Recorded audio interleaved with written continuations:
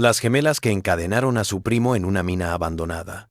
La historia que sacudió a Tennessee en 1873. Las gemelas idénticas de 20 años, Elizabeth y Maeve Brennan, atrajeron a Thomas a la oscuridad de un pozo de carbón abandonado. Las cadenas resonaban en los túneles. Pero esta no era una violencia ciega. Esto era venganza. Las hermanas habían estado guardando un secreto desde la muerte de su madre, algo que Thomas les había hecho cuando eran jóvenes, algo que todo el mundo conocía, pero prefirió pasar por alto. Cuando el herrero se interesó por qué habían comprado tanta cadena, su plan perfecto comenzó a desmoronarse. Entonces, descubrieron el libro secreto de contabilidad de su madre, exponiendo una red de secretos que vinculaban a su familia con Thomas en formas que nunca hubieran imaginado. El pueblo que una vez defendió a su torturador, ahora la atacó. Pero, ¿qué pasó en esa mina? Y cuando la justicia falla, ¿qué harías para hacer que alguien pague? El aire era espeso como melaza aquella tarde de octubre de 1873, oprimiendo las colinas de Tennessee con el peso de secretos perdidos. Elizabeth Brennan se secó el sudor de la frente con la mano enjuta, las manos firmes a pesar del temblor que la recorría por dentro. A su lado, Maeve enroscaba un mechón de su cabello castaño rojizo alrededor de su dedo, un tic nervioso que su madre había intentado erradicar antes de que la consunción se la llevara hace 3 inviernos. Las hermanas eran imágenes especulares, desde sus manchas solares hasta sus pómulos agudos, pero donde los ojos verdes de Elizabeth ardían con gélida determinación, los de Maeve mostraban el tierno dolor de quien recordaba todo y deseaba olvidar. «Él vendrá», dijo Elizabeth. Su voz apenas un susurro. Las palabras se arrastraron por la luz agonizante como una oración o una maldición. Thomas nunca pudo resistirse al señuelo del dinero fácil, asintió Maeve, aunque su estómago se agitó con cada bocanada de aire. Semanas enteras construyendo la mentira, puliéndola hasta hacerla tan verdadera como las cicatrices que ambas portaban. Algo en la vieja mina Hartley, le dirían. Algo que su madre había ocultado antes de fallecer. Algo que podría enriquecerlas a todas y sacarlas de este lamentable valle. Y no era mentira. Había algo en esa mina. Algo que habían enterrado con la diligencia de mujeres que habían aprendido que la supervivencia requería previsión. El ruido de cascos en la senda de tierra las hizo erguirse a las dos. Thomas Brennan se hizo visible, montando la mejor yegua de su padre, sus anchos hombros, rellenando un abrigo que costaba más de lo que la mayoría de las familias del valle ganaban en un año. A los 26 años, caminaba por el mundo con la confianza despreocupada de alguien que nunca había tenido que rendir cuentas por nada. Su cabello negro estaba peinado con gomina, y su sonrisa era la misma que había tenido cuando eran niños, la misma que había perseguido sus sueños durante más de una década. «Bueno, si no son mis primas favoritas», exclamó Thomas, desmontando con dramatismo. «Ustedes, muchachas, están más hermosas cada día que las veo». «Es una lástima que se estén marchitando aquí cuando podrían estar en la ciudad encontrando buenos maridos». Elizabeth se estiró en lo que podría llamarse una sonrisa. «Buenas noches, Thomas. Gracias por venir tan rápido. Tu mensaje fue intrigante». Sus ojos claros los miraron a ambos, deteniéndose de una manera que hizo que Maeve se acercara a su hermana. «¿Un tesoro familiar, dices?» La vieja Caroline finalmente reveló sus secretos desde la tumba. El nombre de su madre en su tono burlón y casual hizo que la sangre de Elizabeth hirviera, pero mantuvo su rostro inexpresivo. Algo así. «No está lejos, solo sube a la vieja mina Hartley». Thomas levantó una ceja. «¿Esa trampa mortal? No voy desde que éramos pequeños. ¿Recuerdas que nos retábamos a llegar más lejos en esos túneles?» Su sonrisa se amplió, y ambas hermanas sintieron el escalofrío familiar que acompañaba su cercanía. «Sí, ustedes nunca tuvieron el coraje de seguirme muy lejos. Los tiempos cambian», dijo Elizabeth con sencillez. «¿Podemos irnos antes de que se quede a oscuras?» Subieron en silencio la ladera. Thomas charlaba sobre las últimas hazañas empresariales de su padre y sus propias ambiciones futuras. Habló de comprar tierras en Memphis, de invertir en el ferrocarril, de un mundo más allá de los límites de su comunidad en las montañas. Su voz tenía la confianza relajada de alguien que nunca había dudado de que el mundo se inclinaría ante él. La boca de la mina Hartley se abría ante ellas como una herida en la tierra. Los soportes de madera estaban gastados, grises y podridos en algunos puntos, y el aliento que emanaba de las profundidades traía consigo el aroma a agua estancada y algo más, algo que recordaba a cosas muertas y olvidadas hace mucho tiempo. Maeve había arrastrado las cadenas allí hacía 2 noches, sus manos temblando mientras enroscaba los eslabones en la oscuridad. Habían ensayado cada movimiento de su plan, cronometrando la distancia desde la entrada hasta el punto que habían designado, para que pudieran orientarse incluso en la oscuridad total. «¿Jesús?», susurró Tomás mirando la oscuridad. «¿Están seguras de esto? Parece que todo se va a derrumbar sobre nosotros». «No está lejos», le aseguró Elizabeth, encendiendo la linterna que habían traído. La llama danzó salvajemente en el aire quieto, arrojando sombras alargadas y distorsionadas sobre las paredes de la mina. Mamá era lista. No habría ocultado nada en un lugar en el que pudiera perderse en un derrumbe. Bajaron a la tierra, sus pasos, resonando huecos en el espacio cerrado. Thomas continuó hablando, pero su voz había cambiado en la oscuridad bajo tierra, más pequeña, menos segura. Maeve le seguía, su mano contra la pared de piedra fría, recordando otras veces en que él les había guiado en la oscuridad, otras veces en que su voz había llevado esa misma nota de falsa bravuconería. A 50 yardas, Elizabeth se detuvo. «Aquí», dijo colocando la linterna en una repisa de piedra. «Ayúdame a mover estas piedras». Thomas se agachó para inspeccionar la pila de piedras que habían apilado, y en ese instante de distracción, las hermanas se desplazaron con la sincronía de un baile ensayado en sueños. Maeve atacó primero, dejando caer una roca en la parte posterior de su cabeza con toda la fuerza de la que era capaz su delgada forma.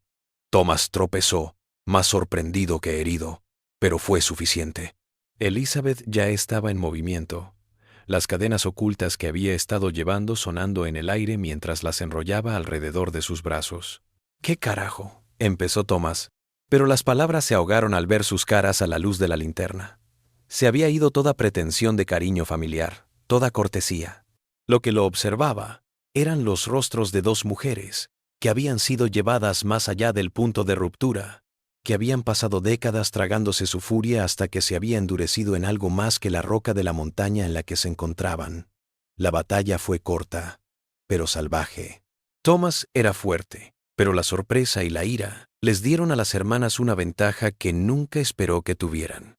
Cuando terminó, estaba encadenado a una viga de soporte, con sangre goteando de su labio roto, mirándolas con incredulidad y terror incipiente.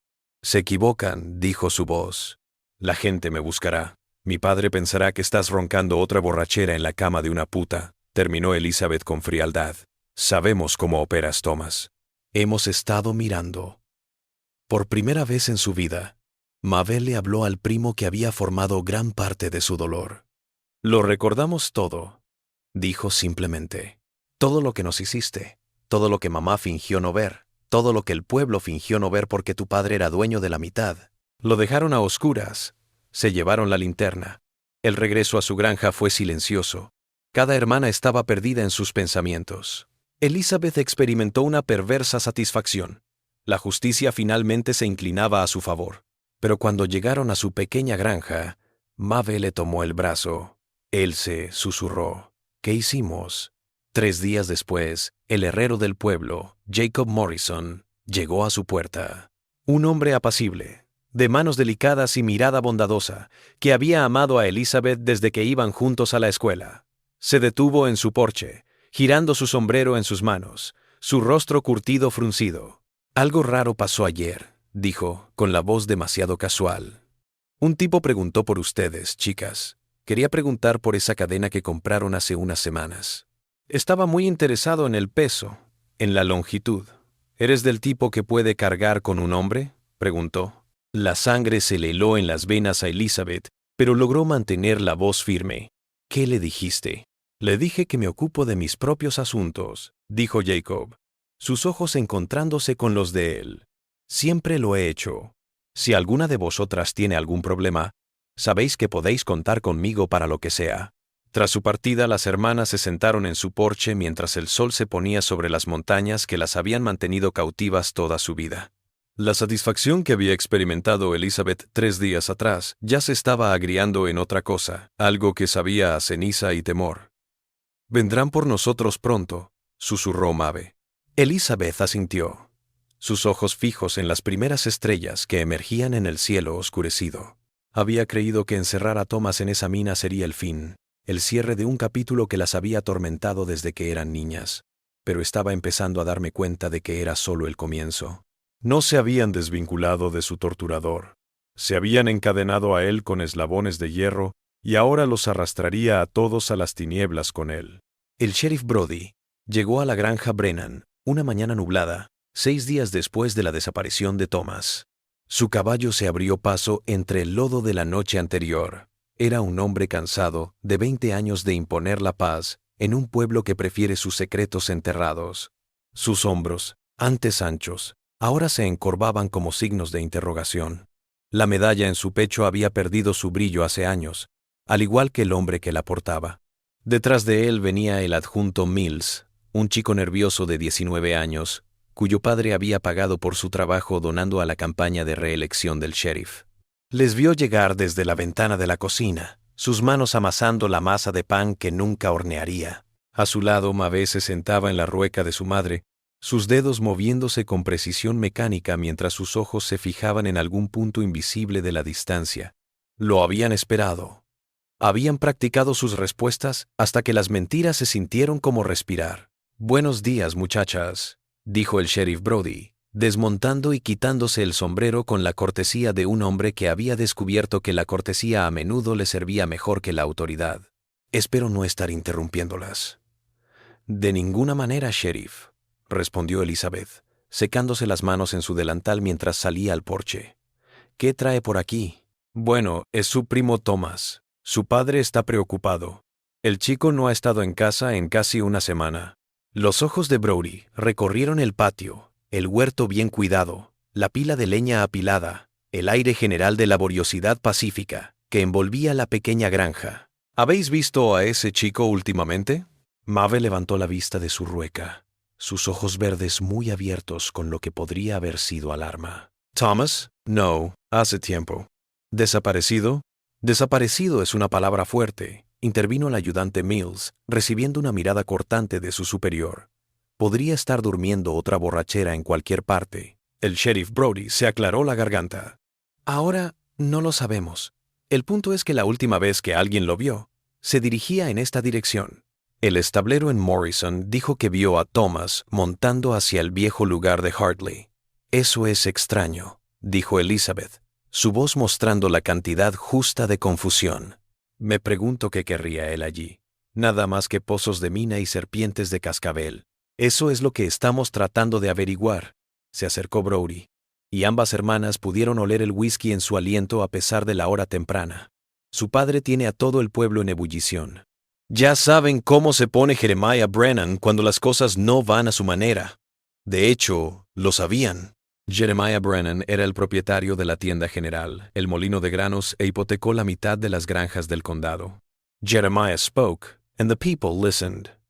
When he was displeased, they found their lives much more difficult. Jeremiah había logrado que nunca se presentaran cargos contra su hijo, sin importar cuántas jóvenes hablaran en voz baja sobre avances no deseados y peores.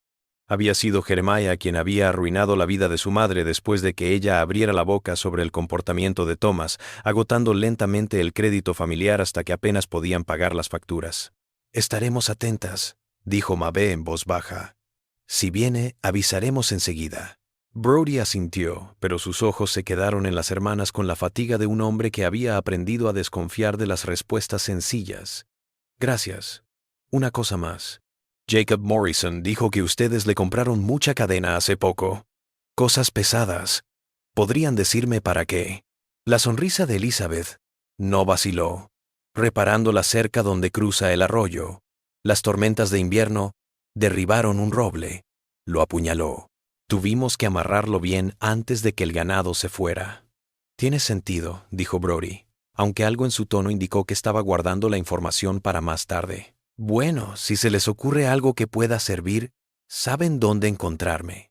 Una vez que el policía se hubo ido, las hermanas continuaron con su rutina como de costumbre, terminando sus quehaceres matutinos con el mismo cuidado meticuloso de siempre. Pero el día avanzó y comenzaron a llegar visitantes. La Sayer Patterson de la tienda de telas se detuvo para preguntar sobre la última vez que Thomas había estado en su granja, lo que nunca sucedió. El anciano Pete Sullivan dijo que escuchó gritos provenientes de su propiedad varias noches atrás, pero su audición lo había abandonado hace años. Cada palabra era una mina, cada pregunta casual una trampa. Era casi el atardecer cuando Ada Whitmore llegó a su puerta, su bolso de partera en la mano y su rostro curtido fruncido por la preocupación. Ada había traído al mundo a la mitad de los bebés del condado. Había enterrado más secretos de los que había en el cementerio. Caminaba en el mundo con la autoridad relajada de quien había contemplado todas las formas de debilidad humana y no condenaba ninguna. «Buenas noches, chicas», dijo simplemente, pasando junto a ellas a la cocina sin invitación. «Tenemos que hablar». La presencia de Ada invadió la pequeña habitación como humo de fuego verde.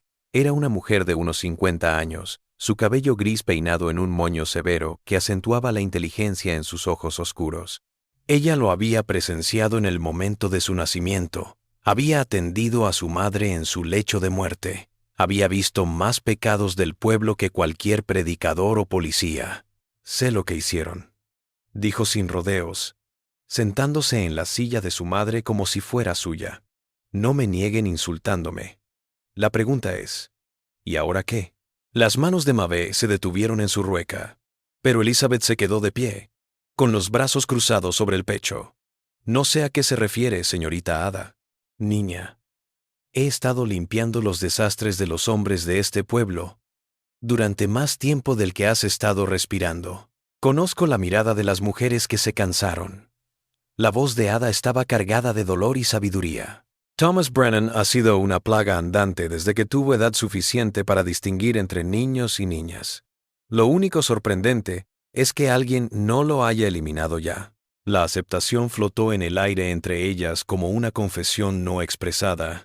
Finalmente, Maeve habló. «Él nos hirió», dijo simplemente. «Años».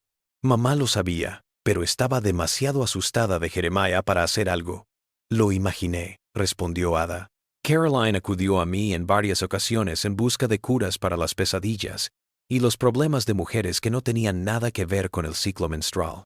Lo consolé como pude, pero ambas sabíamos que el veneno verdadero no podía curarse con hierbas y pociones». Aquella noche, tras la partida de Ada con juramentos de silencio y ofertas inciertas de asistencia, las hermanas iniciaron la lúgubre tarea de revisar las posesiones de su madre.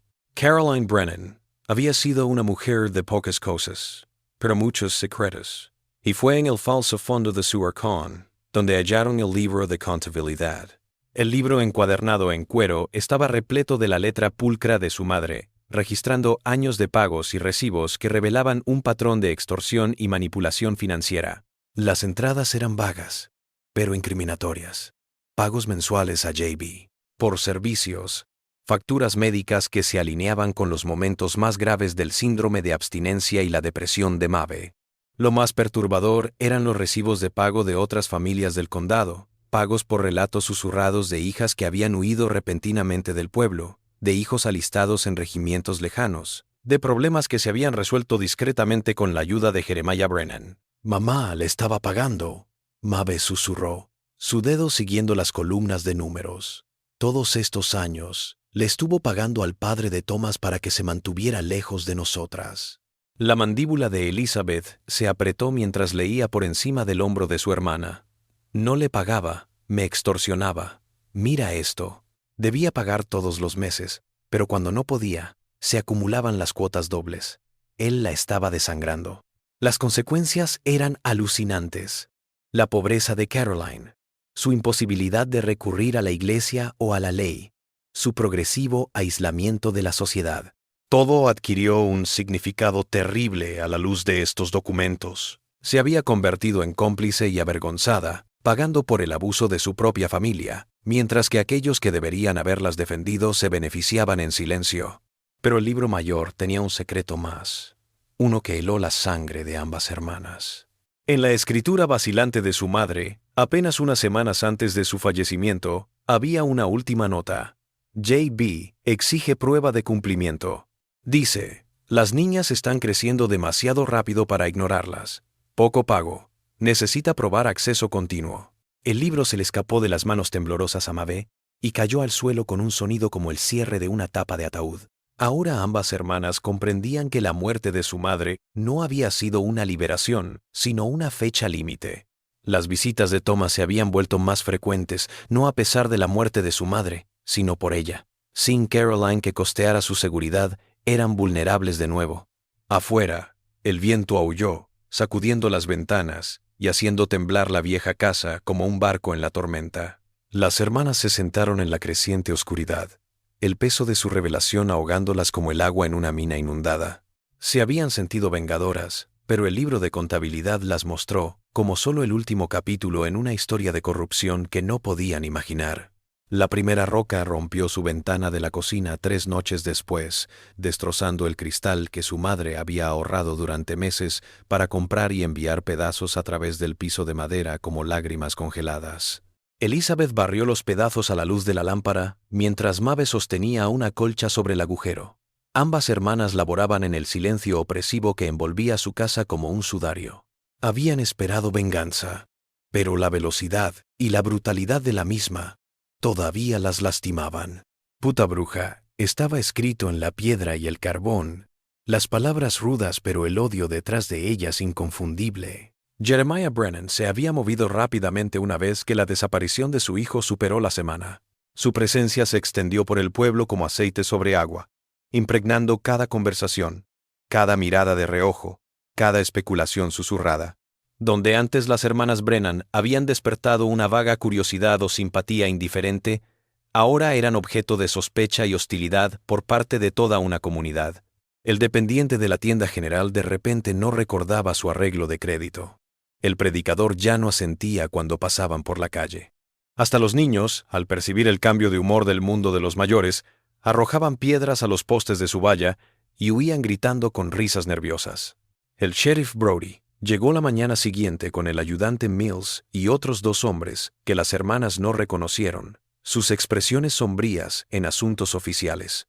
En su mano callosa portaba un papel doblado con el sello del condado, y su mirada era la de un hombre que había vendido trozos de su alma tantas veces que había olvidado lo que le había costado. «Lo siento, chicas», dijo, aunque su voz no sonaba muy convencida. «Tengo una orden de registro para las instalaciones. Jeremiah ha estado preguntando, y el juez del condado cree que deberíamos mirar más de cerca». Elizabeth se interpuso en el vano, su esbelta forma y su testarudez como única barrera. «¿De qué cargos?» «Sospecha de juego sucio en la desaparición de Thomas Brennan», respondió Brody, las palabras formales sonando extrañas en su boca. «Ahora, aléjense o las voy a arrestar por obstrucción». La búsqueda fue sistemática, intrusiva. 4 hombres con botas de barro y manos sucias destrozando su cabaña, volcando muebles, vaciando cajones con la crueldad casual de los invasores. Por supuesto, no hallaron nada en la residencia. Las hermanas habían disimulado sus preparativos dentro de su propia casa, pero la intrusión en su intimidad, el manoseo de las escasas posesiones de su madre, hirió a ambas como una agresión. Fue el joven asistente Mills quien hizo el hallazgo que marcaría su destino. Le habían mandado buscar por el gallinero, y allí estaba, medio enterrado entre las hojas muertas que había desenterrado la lluvia de la víspera, el botón de plata deslucido. Era pequeño, sin rasgos distintivos, el tipo que delataba que había salido de uno de los abrigos caros favoritos de los Brennan. Thomas llevaba una capa así la noche que cabalgó hasta su granja. «¡Sheriff!», gritó Mills. Su voz juvenil se quebró. «Tiene que ver esto». El botón reposaba en la palma del asistente, una acusación silenciosa bajo la luz de la mañana. Las rodillas de Elizabeth se debilitaron al reconocerlo, recordando cómo se había liberado en la mina, cómo ella lo había atrapado sin pensar mientras escapaban. En su apresuramiento y agitación, se lo había llevado a casa, y en los días posteriores, había olvidado por completo la pieza condenatoria de evidencia hasta ahora. El sheriff Brody levantó el botón a la luz, estudiándolo con la gravedad de un hombre que conocía su importancia. «Esto es del abrigo de Thomas, el bueno que le compró su padre en Navidad en Nashville».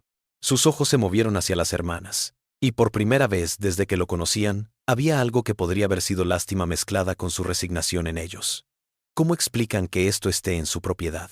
La compostura de Mabe se rompió.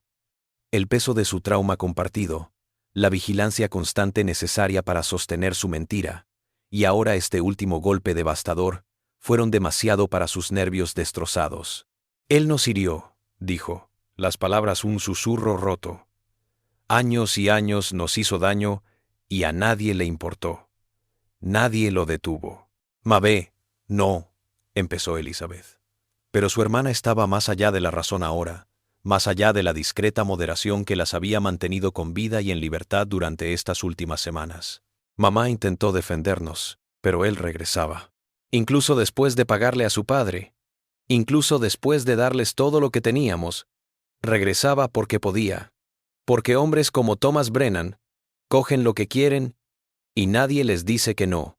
Las lágrimas corrían por la cara de Mabe. Años de tensión reprimida liberándose en una catarata. Éramos niñas, sheriff. Éramos solo unas niñas. Y él... ¡Basta!, dijo Brody con brusquedad. Pero su voz temblaba, con algo que podría haber sido culpa. Vosotras, chicas, venid con nosotros ahora. El arresto fue lo suficientemente suave como para sugerir que el sheriff estaba más avergonzado que preocupado por su seguridad. Les dejaron llevarse algunas cosas personales, asegurar su ganado, cerrar sus casas con llave como si algún día pudieran regresar. Pero todos en la habitación sabían que la vida apacible y anónima de las hermanas Brennan había sido destrozada como la ventana de su cocina.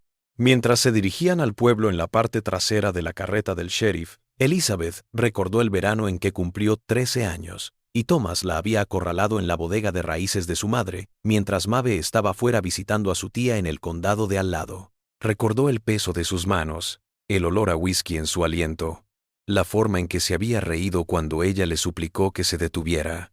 Sobre todo, recordó la expresión en el rostro de su madre, cuando intentó explicar lo que había sucedido, el horror en los ojos de Caroline, la forma en que sus hombros se habían encorvado como si cargara con una carga demasiado pesada para soportar. Aquella noche, su madre había quemado su mejor vestido, diciéndole que era por una mancha que no se iba. Pero Elizabeth, de 13 años, había visto las manos de su madre temblar, la había oído llorar a través de la pared del dormitorio, y había comprendido con la claridad cruel de la infancia que ningún adulto iba a salvarlas.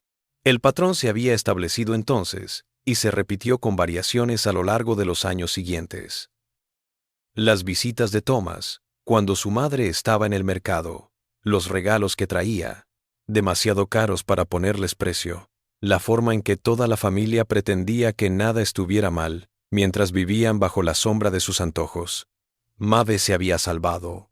Su parte más vulnerable de alguna manera obligaba a Thomas a tener moderación, pero había tenido que mirar, había tenido que soportar saber lo que le estaban haciendo a su hermana y no poder detenerlo. En cierto sentido, pensó Elizabeth, observando el rostro lloroso de Mabe mientras se acercaban a la cárcel del pueblo. El peso sobre mi hermana ha sido mayor que el mío.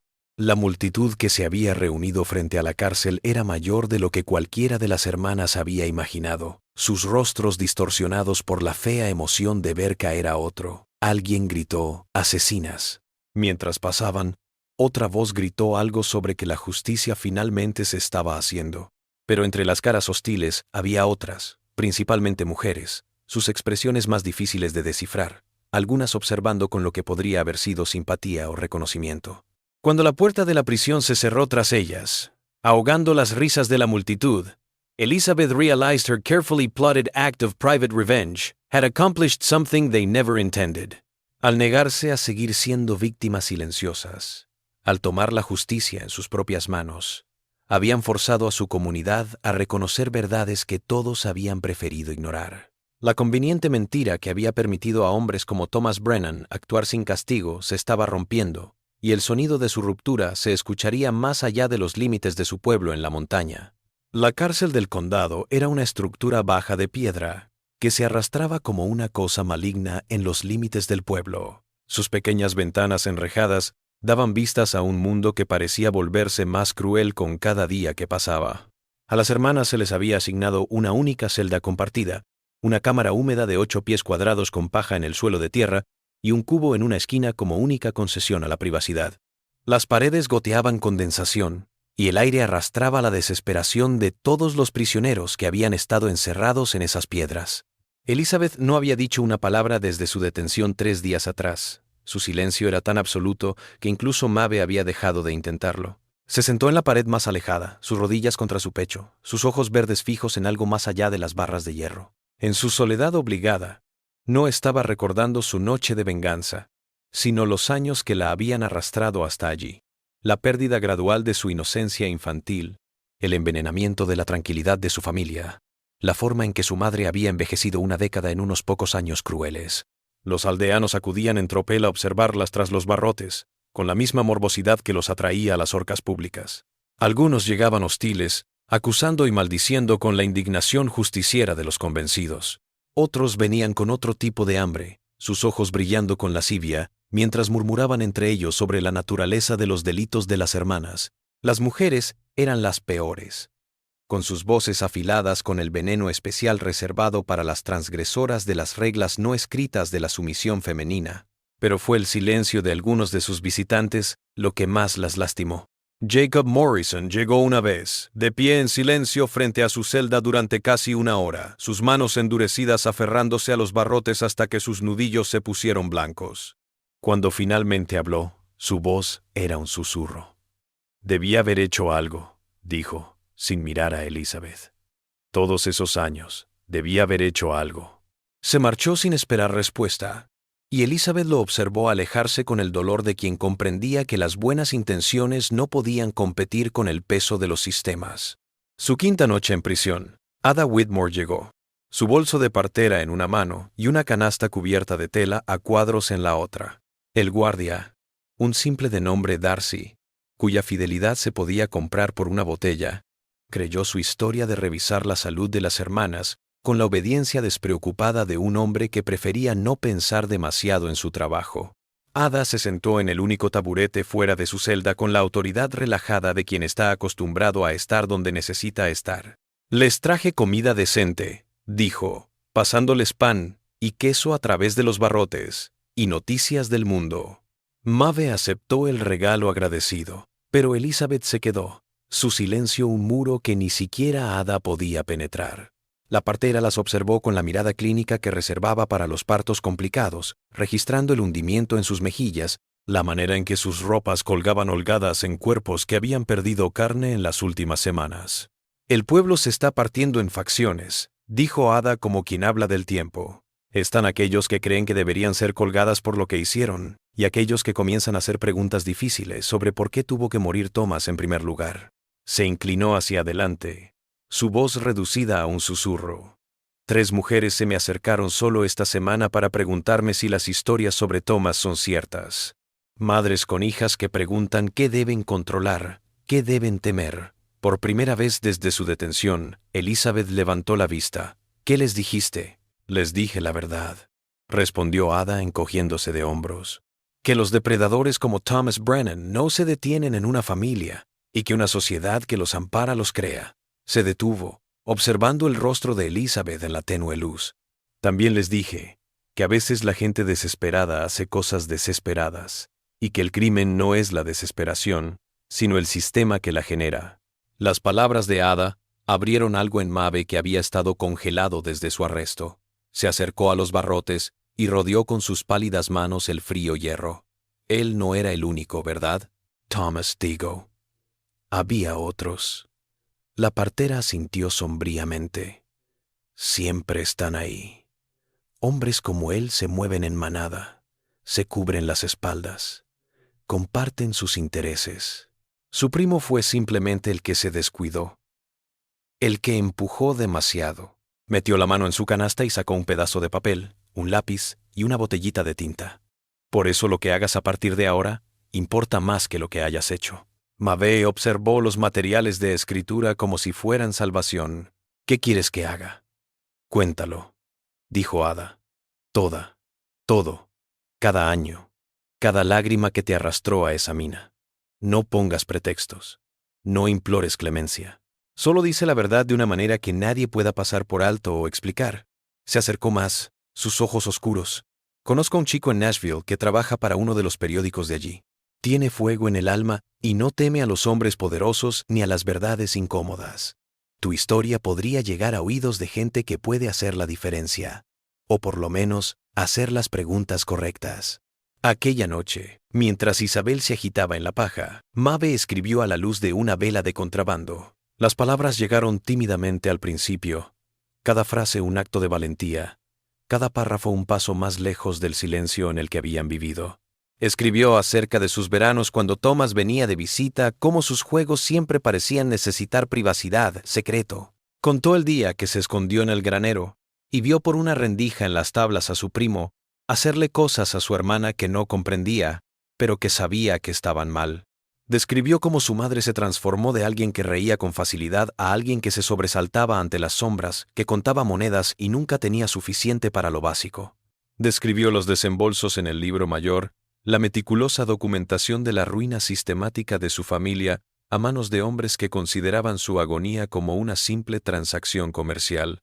Lo más complicado, anotó sobre la noche en la mina, no como justicia heroica, sino como aleteo desesperado de dos mujeres llevadas al extremo. No pidió perdón ni clemencia, solo les mostró la secuencia de eventos que las habían llevado del victimismo a la venganza, y ahora a su prisión. Cuando la carta estuvo completa, 7 páginas de escritura densa, cada palabra cuidadosamente elegida, como si supiera que esta era su única oportunidad de ser escuchada. Ada la sacó a la mañana siguiente, oculta en el doble fondo de su bolsa médica, jurando que llegaría a su destino antes de una semana. El cambio en el estado de ánimo de la gente fue sutil, pero inconfundible. Las conversaciones que antes eran susurros, ahora eran a puerta cerrada. Las mujeres que antes evitaban la calle se detenían ahora en pequeños grupos, sus rostros serios con un entendimiento compartido. El predicador sorprendió a su audiencia haciéndole preguntas explícitas sobre los mandatos bíblicos de justicia y defensa de los inocentes. Preguntas sin respuestas sencillas. Jeremiah Brennan, tal vez oliendo el cambio en el viento, redobló la presión sobre el sheriff Brody para que cerrara la investigación. Sus visitas a la prisión se volvieron una rutina, sus gritos de justicia más fuertes con cada día que pasaba. Pero su prisa solo hacía eco de lo que Ada había estado susurrando en los oídos adecuados. Un hombre seguro de su inocencia no tendría que esforzarse tanto en callar a sus acusadoras. Al escribir la última línea de la misiva, Maeve sintió una extraña calma, la primera que recordaba haber experimentado en toda su vida. Se había revelado, había compartido los secretos más profundos de su pasado familiar, y al hacerlo, había recuperado algo que años de abuso le habían arrebatado. Lo que viniera después, cualquier sentencia que enfrentaran en la sala del tribunal o en la horca, lo afrontaría como ella misma, no como la criatura rota que el trauma la había convertido. A su lado, Elizabeth se movió en sueños, susurrando palabras que podrían ser oraciones o maldiciones. La mañana traería más preguntas, más acusaciones, más intentos de encasillar su complicada historia en términos de culpable o inocente. Pero ahora, en la oscuridad de su celda compartida, las hermanas dormían sabiendo que su silencio finalmente se había roto y que a veces el arma más poderosa contra la injusticia es solo el acto terrible de decir la verdad.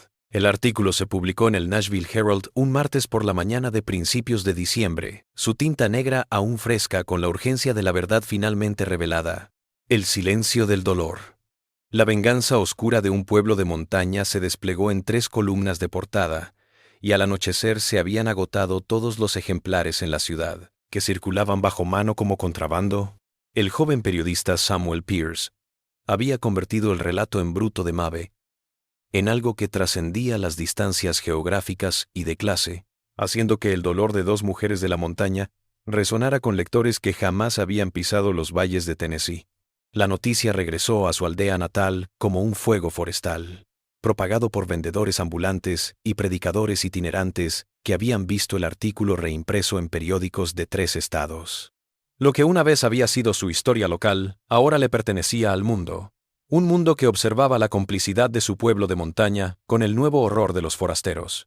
Las cartas empezaron a llenar la redacción del periódico, algunas exigiendo justicia para las hermanas Brennan, otras exigiendo investigaciones sobre casos similares de abuso y corrupción en pueblos rurales de todo el sur. El juez Cornelius Hammond, cuyas ambiciones políticas siempre habían superado su sabiduría judicial, ahora se hallaba presidiendo un caso que había trascendido con mucho el simple asunto de dos mujeres acusadas de secuestrar y probablemente asesinar a su primo. La sala del tribunal, normalmente ocupada por un pequeño número de lugareños apáticos y funcionarios judiciales, se llenó de espectadores que habían llegado desde tan lejos como Memphis para presenciar lo que los periódicos llamaban el juicio de la justicia de montaña. Entre ellos se sentaron periodistas con lápices afilados y preguntas aún más afiladas, convirtiendo lo que Jeremiah Brennan había esperado que fuera una rápida ejecución de la justicia en algo peligrosamente parecido a un juicio real. La acusación, liderada por el fiscal de distrito Marcus Webb, retrató a las hermanas como asesinas calculadoras que habían utilizado sus encantos femeninos para atraer a un hombre inocente a su muerte.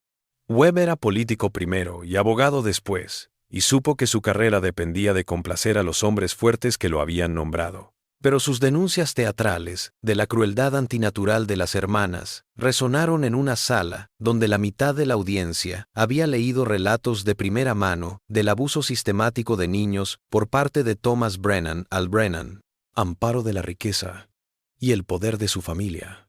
El abogado defensor, un joven nervioso llamado Robert Finch, que había sido obligado por el tribunal a defender a las hermanas, parecía abrumado por la atención que había generado su caso.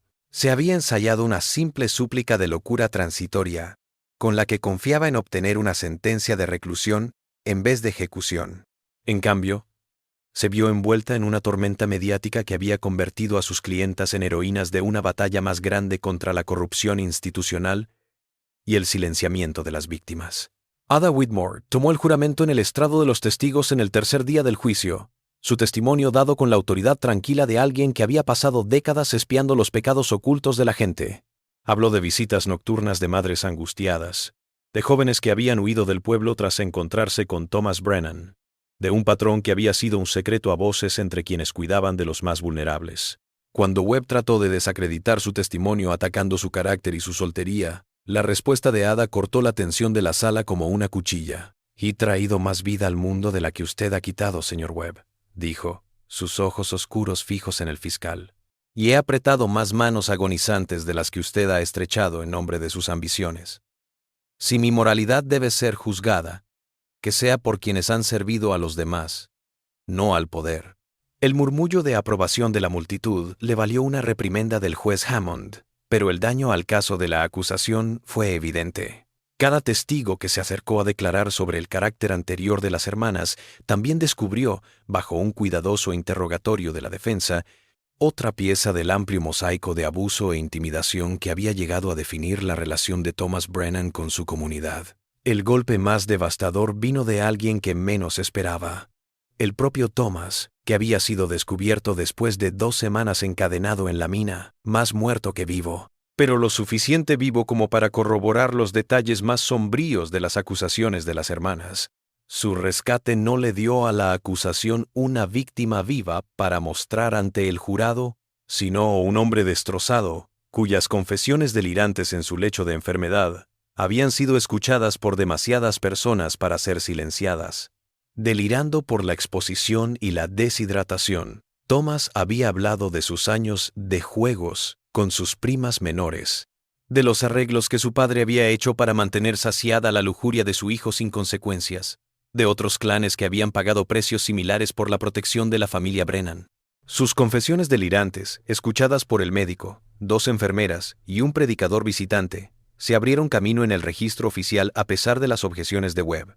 El veredicto, cuando llegó tras 3 días de deliberación del jurado, no satisfizo a nadie por completo, pero reflejó el complicado terreno moral que había revelado el caso. Las hermanas fueron declaradas culpables de secuestro y agresión, pero absueltas de intento de asesinato. Por lo visto, el jurado creyó la versión de la defensa, de que nunca tuvieron la intención de matar a Thomas, sino de mostrarle la impotencia y el terror que él había causado a otros. El juez Hammond, con sus instintos políticos chocando con la opinión pública, las condenó a 5 años en el Reformatorio Estatal de Mujeres, un castigo lo suficientemente severo como para satisfacer la sed de justicia, pero lo suficientemente leve como para reconocer las circunstancias atenuantes de su caso.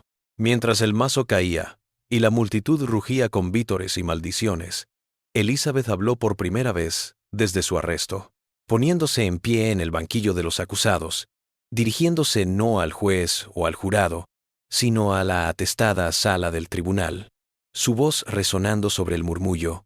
«No somos heroínas», dijo, sus ojos verdes moviéndose entre las caras de quienes habían llegado a verla juzgar. «Lo que hicimos fue desesperado, no justo. Pero si lo que hicimos obligó a esta comunidad a ver lo que prefería ignorar, si otras jóvenes se librarán de lo que soportamos porque la gente ya no puede hacer la vista gorda, entonces tal vez algo bueno pueda salir de nuestra oscuridad». Años más tarde, mucho después de haber salido del reformatorio y de haberse reintegrado a las montañas que la habían visto crecer, la vieja mina de Hartley se transformaría en un lugar de peregrinación para todo aquel que quisiera saber hasta dónde podían llegar personas ordinarias más allá de la ley y la moralidad.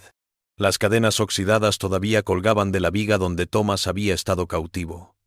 Un recordatorio de la noche en que dos mujeres habían decidido que su sufrimiento había llegado a su fin y su silencio había terminado. Las hermanas mismas vivieron en paz en los bordes de una sociedad transformada para siempre por su historia. Nunca se casaron, nunca buscaron la notoriedad que a veces encontraban cuando la gente de la prensa llamaba para preguntar en los aniversarios de su juicio. Pero su presencia fue un recordatorio viviente de que las cómodas ficciones que permitían a los hombres poderosos explotar a los débiles podían ser destrozadas por aquellos que se negaban a aceptar sus papeles de víctimas. En los cuentos susurrados de generación en generación por las mujeres de la montaña, Elizabeth y Maeve Brennan se transformaron en más que la suma de sus actos. Se volvieron la evidencia de que a veces la única justicia que obtienes es la que forjas tú mismo, cueste lo que cueste.